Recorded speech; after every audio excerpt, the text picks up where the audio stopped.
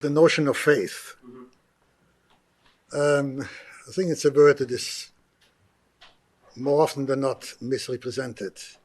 Faith does not mean blind belief, blind acceptance of whatever is being said. So faith is also something that involves intellectual involvement in training. There are certain premises which obviously have to be taken at face value, but you have to analyze them and contemplate them. I can have chokhmah. I can have wisdom. You can take a child, you can take a tape recorder and record into it the most profound wisdom, and it will repeat it word for word, syllable for syllable, more than I will be able to do so. So technically the chokhmah is there.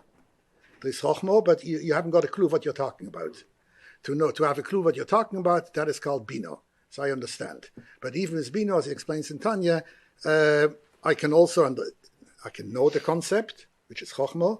I can understand the concept, which is bina, but I may be totally disconnected from it. I can still do my own thing. Yes, I acknowledge this is the reality, this is the truth, these are the facts of life, but it doesn't really affect me. And that is where das comes in. Das is where I allow the logical consequences to impact upon me, that I will actually apply it, that I'm not leaving it simply on a purely theoretical level, but since that is the truth, since that is the reality, I must live by it.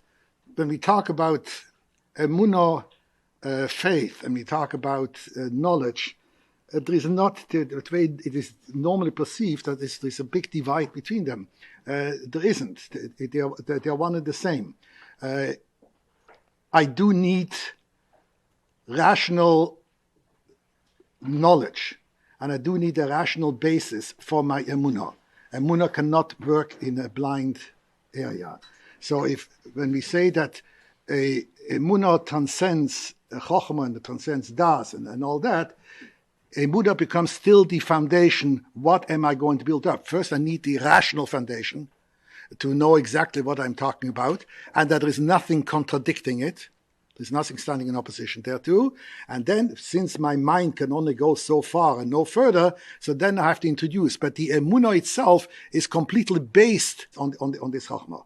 Except that chokhmah can only go so far, then I simply draw the logical conclusions. So it is not the way it is normally perceived by most people, that there is this big divide between them, and where the one goes, the other one cannot reach and has no connection with it. On the contrary, they are most intimately connected with one another and interdependent on one another. If you like that video, hit the subscribe button and notification bell below for hours of the best Jewish content online.